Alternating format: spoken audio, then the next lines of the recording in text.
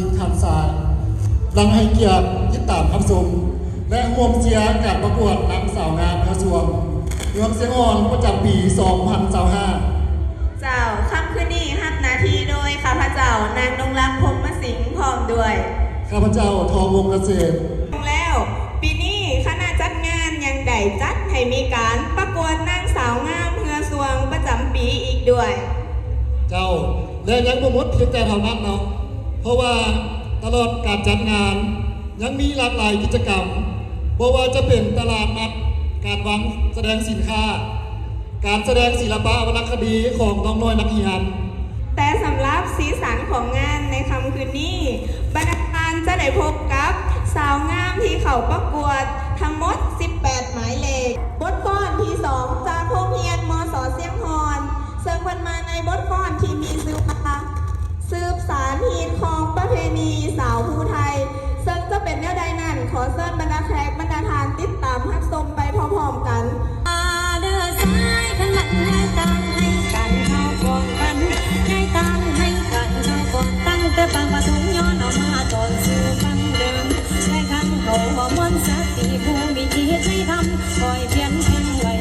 ใจตัวตั้งภาวนาส่งคำสั่งกุศลคนทำให้บุญนำตัวอยู่สู่ส่วนดังไม้แล้วดังใดพดุงใส่ศาสนาบัวละบานวัดว่าอุ่นเมืองบานวันธนาดอมคงลงแล้วว่าสิบูชาโยนถวายหนังสือพรดอกใบศาสนา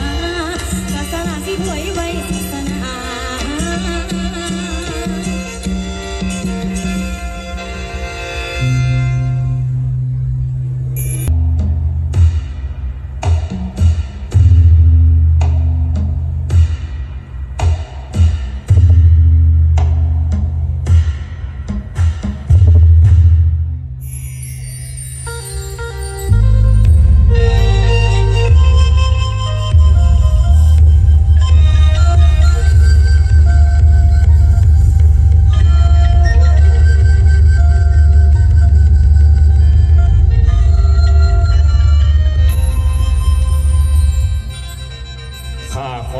หัวข้อขอไขใบลานอ่านจากอาจารย์ผู้เขาของเจ้ายาได้หวงบอนใดผู้ข้าอ่านผิดขอท่านโปรดได้ทวงเปิดปองข้องน้ำข้องล้านบอนท่านจานเอาไว้อย่าได้ฆ่าติดของข้องใดให้มันของให้เป็นข้องนอกเพื่อน้ำลองของ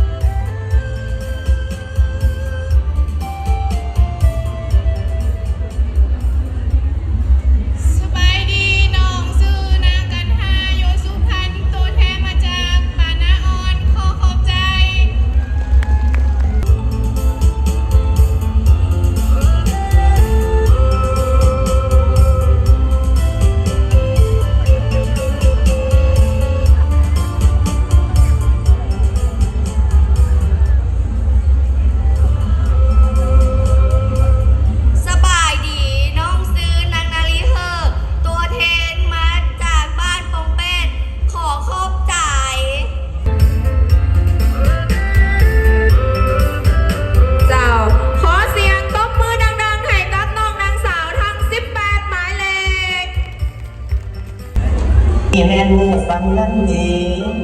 งานสิทธิอนุตาสู้ปลูกไม่นี่แม่นโตไม่หวานขวานไม่นี่แม่นควันไม่แก้วเอิ้นเอาควันทุกห้องให้มาอยู่สกุลกายตากเท่าส่วนนิพพานมาสู่คิงลูกหลานจอมควันจอมกระหม่อมแน่เถิดอันว่าควันมาแล้วพรแก้วจงบังเกิดพรใดที่ล้ำเลิศพรใดที่ประเสริฐจงเกิดแก่พวกข้าน้อยทั้งหลายขอมิ่งเมืองบ้านประเทศเราอันล้ำค่าพัฒนา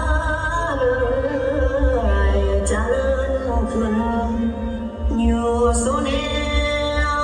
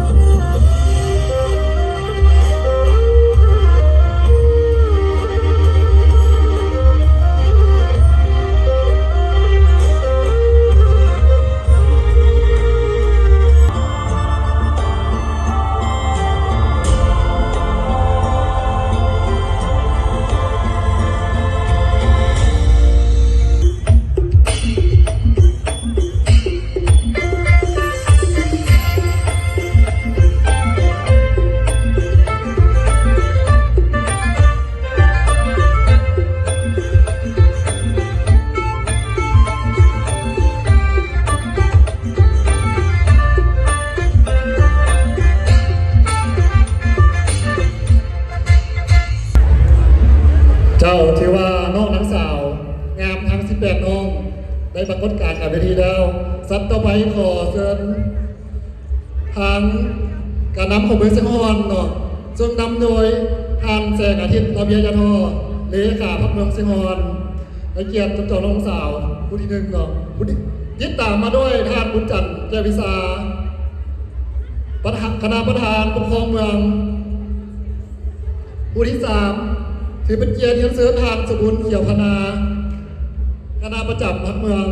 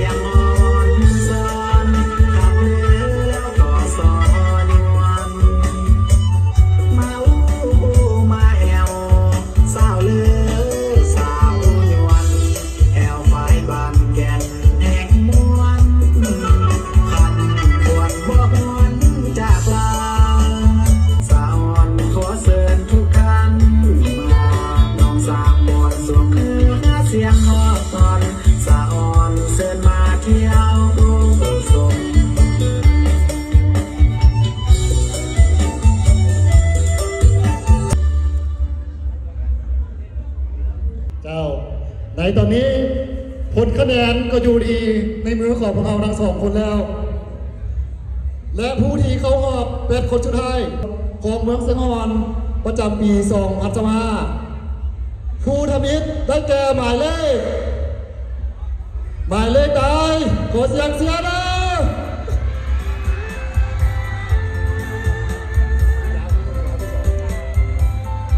ผู้ทำอิฐได้แก่หมายเลข13นางโซดาพพวงศ์ตัวแทนจากบ้านดอนตัน เจ้า และผู้ที่เข้ารอบ8 คนสุดท้าย อันดับที่ 2 หมายเลข 4 นางรัตดาพรหมวิไลตัวแทนจากบ้านลับ ขอเสียงมาลาไปเด้อ หมายเลข 16 นางอาลีแสงดาว ตัวแทนจากบ้านทาดผู้เข้ารอบ8 คนสุดท้าย อันดับที่ 4 ได้แก่น้องนางสาวหมายเลข 1 น้องนางน้ำทิพย์ไสยลาดอำนาจการปกครองบ้านใหม่หนองซางส่งเข้าประกวด ผู้ที่เข้ารอบเป็นคนสุดท้ายผู้ที่5นะครับได้แก่หมายเลข 2นางสายมนต์ฝนเทพพวงศ์ตัวแทนจากบ้านดอนเฟือง เจ้า และหอบ8 คนสุดท้ายยังเหลืออีก 3 น้องนางสาว มาลุ้นนำกันว่าน้องนางสาวหมายเลขใดจะสามารถเข้าหอบ8 คนสุดท้าย ขอเสียงเสียอีกเทื่อหนึ่งและน้องนางสาวที่จะเข้าหอบ8 คนสุดท้าย อันดับที่ 6 ได้แก่หมายเลข 8 นางนิสาคำเคืองตัวแทนจากบ้านดอนใจ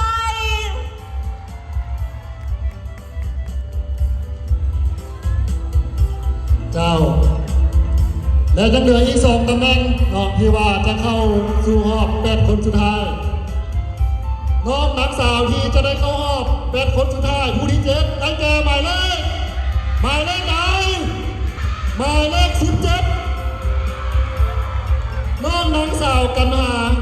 ยศสุพรรณ น้องนางสาวกันหายศสุพรรณตัวแทนจากบ้านนาออน เจ้าขอเสียงตบมือดัง และผู้เข้ารอบ8 คนสุดท้าย อันดับที่ 8 เหลือ1 น้องนางสาวหมายเลขผู้เข้ารอบ8 คนสุดท้าย อันดับที่ 8 ได้แก่น้องนางสาวหมายเลข 3 น้องนางสาวหมายเลข 3 น้องแนนนี่พรหมวงศ์ตัวแทนจากบ้านแกน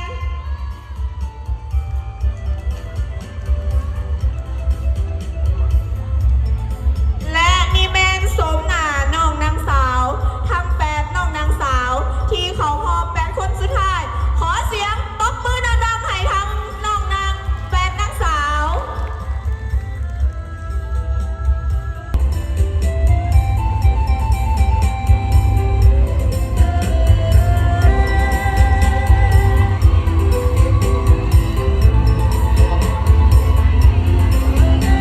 น้องนางสาวหมายเลข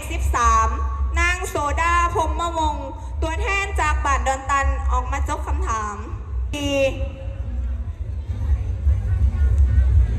ขออนุญาตอ่านคำถาม คำถามที่ 4 ประธานคณะกรรมการปกครองเมืองเสียงพร คนปัจจุบันมีชื่อและนามสกุลว่าแนวใด ขออ่านคำถามอีกเทื่อหนึ่ง ประธานคณะกรรมการปกครองเมืองเสียงพร คนปัจจุบันมีชื่อและนามสกุลว่าแนวใด โดยขอขอบใจสำหรับคำถามเฮียนประธานคณะประธานน้องขอตอบ ประธานคณะกรรมการปกครองเมืองเชียง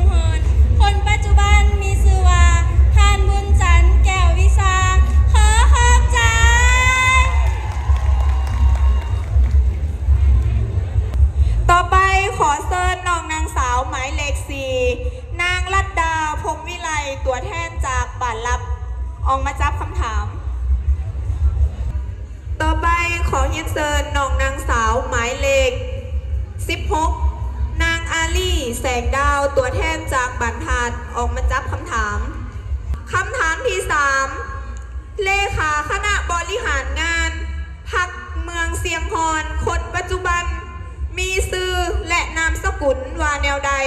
ขอทวนคำถามอีกเทื่อหนึ่ง เลขาคณะบริหารงานพรรคเมืองเสียงพรคนปัจจุบันมีชื่อและนามสกุลว่าแนวใด โดยขอบใจสำหรับคำถามเรียนประธานคณะประธานน้อมขอตอบ เลขาคณะพรรคเมืองประจำเมืองเสียงพรคนปัจจุบันมีชื่อว่าท่านแสงอาทิตย์ลาวเบียยาท่อขอเข้าใจ ต่อไปขอเรียนเชิญน้องนางสาวหมายเลข 1 นางนำทิพย์ไซยลาดตัวแทนจากบ้านไม้หนองซางออกมาจับคำถาม คำถามที่ 7 เมืองเสียงพรประกอบมีจักเผ่า คือเผ่าได้แด่ ขอทวนคำถามอีกเทื่อหนึ่ง เมืองเสียงพรประกอบมีจักเผ่า คือเผ่าได้แด่ โดยขอขอบใจสำหรับคำถามเรียนประธานคณะประธานน้องขอตอบ เมืองเสียงพรมีทั้งหมด6ชนเผ่า 1 เผ่าลาว 2 เผ่ายวน 3 เผ่าลือ 4 เผ่ามง 5 เผ่ากึ่มโมและ 6 เผ่าไป และในนามที่น้องเป็นสาวหนุ่มคนหนึ่ง น้องอยากเชิญชวนทุกท่านมาเที่ยวชมวัฒนธรรมอันดีงามของเมืองเสียงพรเหมือนคำก่อนที่ว่าเซินเนอเซินแอลเมืองเสียงฮอนแดนเมียงส้มสุขสมนำเสียงโซจ้อยยวนมวนใจในธรรมศาสตร์องค์อาจพระธาตุเสียงลมขอขอบใจ จักบาทขอทวนคำถามอีกเทื่อหนึ่ง เมืองเสียงพรประกอบมีทั้งหมดจักบาท ในนั้นบ้านเทศบาลเมืองประกอบมีจักบาท โดยขอขอบใจสำหรับคำถามเรียนคณะประธานน้องขอตอบ ในเมืองเสียงฮอนมีบาทอยู่43 บาท ในนั้นม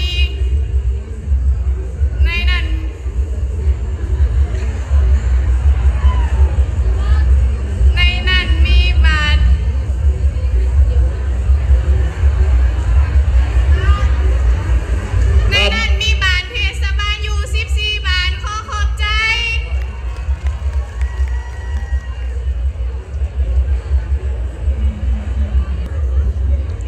คำถามที่ 5 อยู่เมืองเสียงพรเริ่มมีประเพณีแข่งขันเฮือสวง แต่ปีใดข้างทำอิฐมีเฮือเขาแข่งขันจักลำทวนคำถามอีกเทื่อหนึ่ง อยู่เมืองเสียงพรเริ่มมีประเพณีแข่งขันเฮือสวง แต่ปีใดข้างทำอิฐ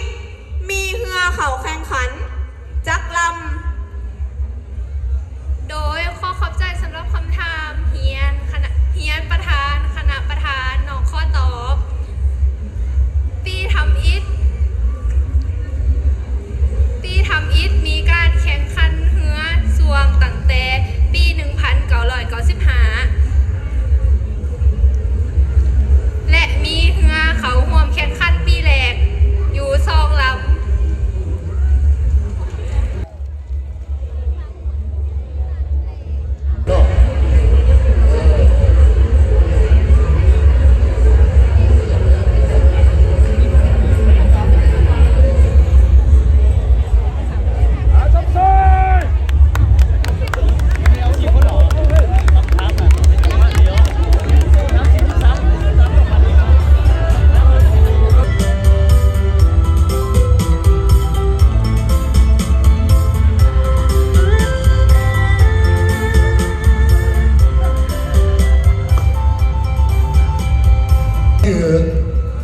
เวลานี้แห่งความ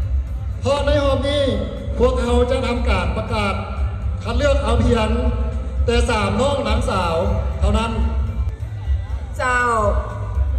ซึ่งตอนนี้ผลคะแนนก็อยู่ในมือของพวกเขาทั้งสองเป็นที่เฮียบห้อยแล้ว และข้าพเจ้าขออนุญาตทำการประกาศผลผู้ที่ผ่านเข้า เขาหอบ ที่จะผ่านเขาหอบ3 คนสุดท้ายผู้ทำอิฐ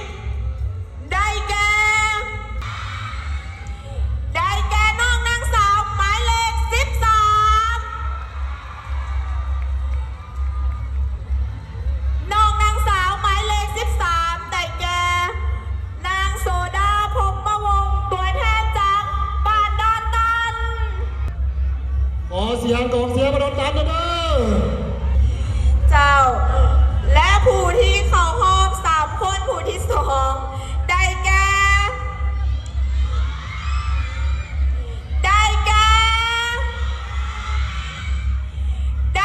น้องนางสาวหมายเลข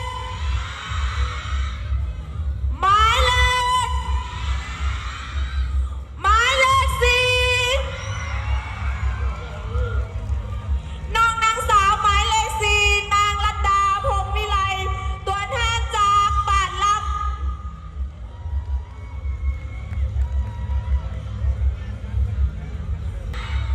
และน้องนางสาวผู้สุดท้ายที่จะเข้ารอบ3 คนได้แก่น้องนางสาวหมายเล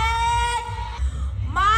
16 น้องนางสาวหมายเลข 16 นางอาลีแสนดาวตัวแทนจากบ้านพานเข้าสู่ช่วงพิธีการที่สำคัญอีกเวลาหนึ่ง นั่นก็คือการประกวดและการตอบคำถามของน้องนางสาว เพื่อคัดเลือกเอาผู้ที่เพียบพร้อมไปด้วยความงาม กิริยามารยาทและไหวพริบปฏิภาณในการตอบคำถาม จะมีเพียง1 เดียวเท่านั้นที่จะครอบครองตำแหน่งนางสาวธิดาเฮือสวง ประจำปี 2025 ของเมืองเสียงฮอนอยากให้เป็นหมายเลขใด เจ้า ลำดับต่อไปขอเชิญน้องนางสาวหมายเลข 13 นางโซดาพรหมวงศ์ตัวแทนจากบ้านดอนตันออกมาจับคำถาม น้องนางสาวหมายเลข 13 ตัวแทนจากบ้านดอนตันจับได้คำถามที่ 1 ขออนุญาตอ่านคำถาม คำถามที่ 1 เกี่ยวกับงานประกวดธิดาเฮือสวง น้องคิดว่า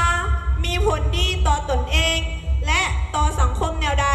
ขออนุญาตทวนคำถามอีกเชือหนึ่ง เกี่ยวกับงานประกวดธิดาเฮือสวง น้องคิดว่ามีผลดีต่อตนเอง และต่อสังคมแนวใด โดยขอบใจสำหรับคำถามเฮียนประธานคณะประธานน้องขอตอบ การประกวดธิดาเฮือสวงแม่นหนึ่งกิจกรรมที่สำคัญของเรา และยังได้เป็นการสืบสานวัฒนธรรมทางด้านหัตถกรรมกสิกรรม และยังได้พัฒนาขอเข้าใจ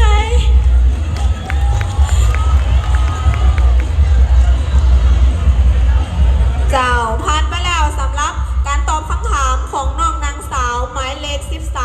13 นางโซดาพรหมวงศ์ตัวแทนจากบ้านดอนตัน น้องนางสาวหมายเลข 4 นางรัตดาพรหมวิไลจับได้คำถามที่ 3 ขออนุญาตอ่านคำถาม คำถามที่ 3 ปัจจุบัน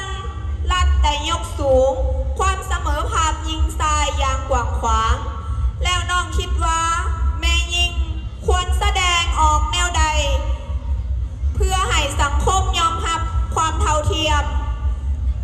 ขอทวนคำถามอีกเชือหนึ่ง ปัจจุบัน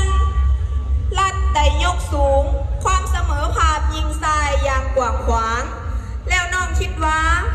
แม่ยิงควรแสดงออกแนวใด เพื่อให้สังคมยอมรับความเท่าเทียม โดยขอขอบใจสำหรับคำถามเฮียนประธานคณะประธานน้องขอตอบ น้องคิดว่าเขาควรส่งเสริมการส่งเสริมความเท่าเทียมทางเพศ และกำจัดการกีดกันทางเพศ และกำจัดความหุนแหงเขาควรสนับสนุน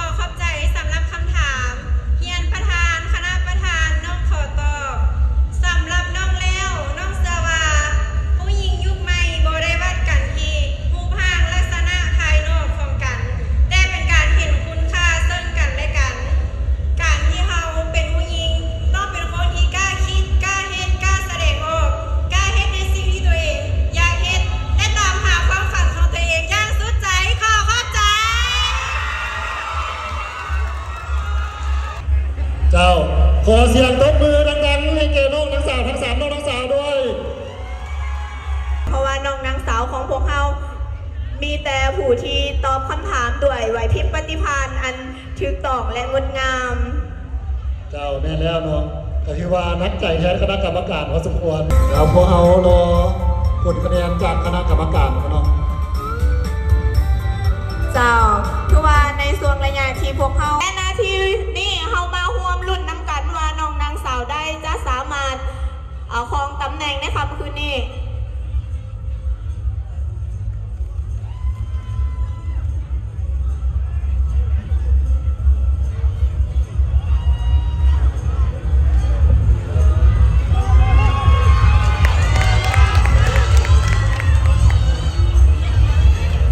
และน้องนางสาวที่ข้าพเจ้าจะทำการประกาศรายชื่อออกไปนี่จะเป็นน้องนางสาวที่ครองตำแหน่งที่ดาวเฮือสวงประจำปี 2025 เสียหมายเลขใดหมายเลขใดขอเสียงดังๆอีกคนหนึ่ง เจ้า และน้องนางสาว หมายเลข หมายเลขใดขอเสียงดัง น้องนางสาวหมายเลข 4นางรัตดาพรหมวิไลตัวแทนจากบ้านลับ เจ้าและแน่นอนว่าน้องนางสาวหมายเลข 13 นางโสดาพรหมวงศ์จะได้รับตำแหน่งห้องอันดับหนึ่งนางสาวธิดาเฮือสวงประจำปี 2025 ไปครอบครอง ๆเอาก็เป็นอันดับที่2นั่นเองเนาะเขาจะมีอันดับ1 2 3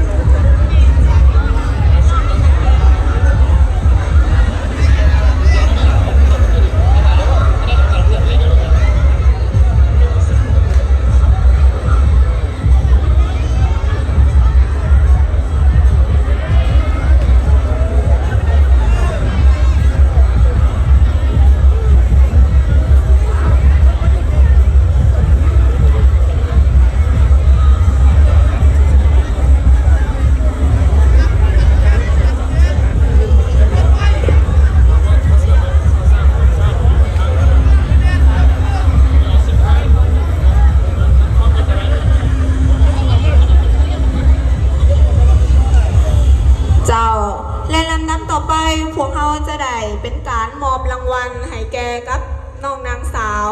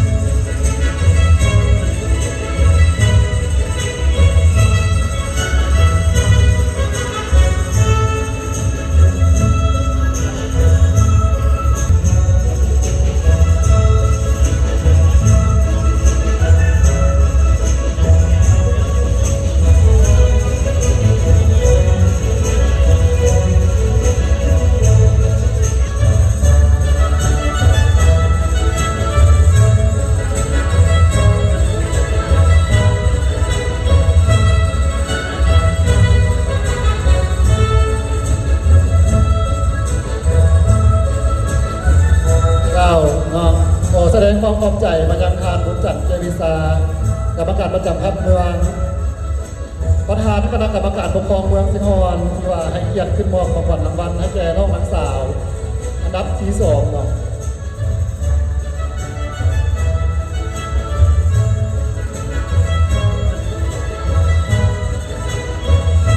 เจ้าลำดับต่อไปกล่าวเข้าสู่เวลานาทีอันสุดพิเศษนั่นก็คือการมอบรางวัลและสวมสายสะพายให้กับน้องนางสาวผู้ที่ได้ครองตำแหน่งนางสาวงามธิดาเฮือซวงประจำปี 2025 ของเมืองเสียงฮอนได้แก่น้องนางสาวหมายเลข 4 นางรัตดาพรหมวิไลตัวแทนจากบ้านลับ เจ้าและอีกคือหนึ่งก็ขอถือเป็นเกียรติยันเซินทางทานแจกอาทิตย์ลาเบียยาโดเลขาพักเมืองเสียงฮอนให้เกียรติขึ้นมอบของขวัญรางวัลขอเรียนเชิญ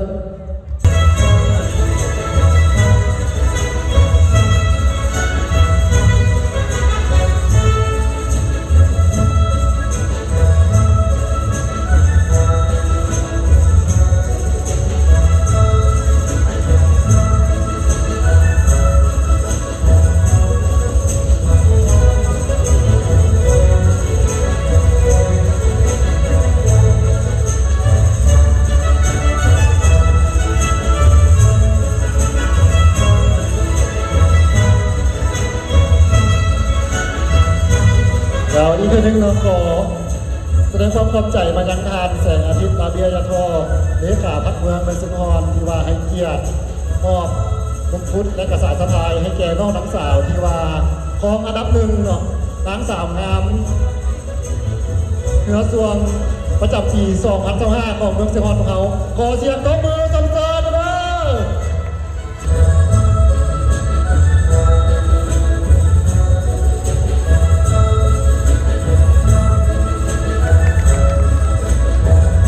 เราขอแสดงความขอบใจมายังทานอะไรเนาะเอาละครับต่อไปขอยันเชิญทางน้องนังสาวทั้ง18น้องนังสาวปรากฏต่อหน้าเวทีเนาะ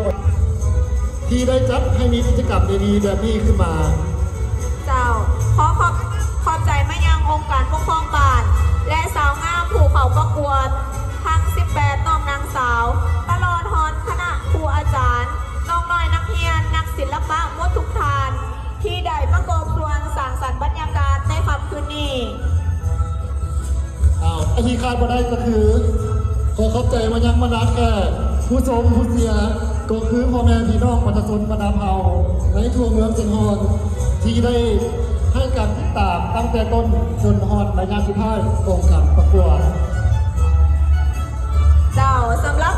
ค่ำคืนนี้พวกเขาทั้งสองคนขอจบนาทีลงเพียงเท่านี้ และสุดท้ายนี้ขอกล่าวคำว่าสบายดี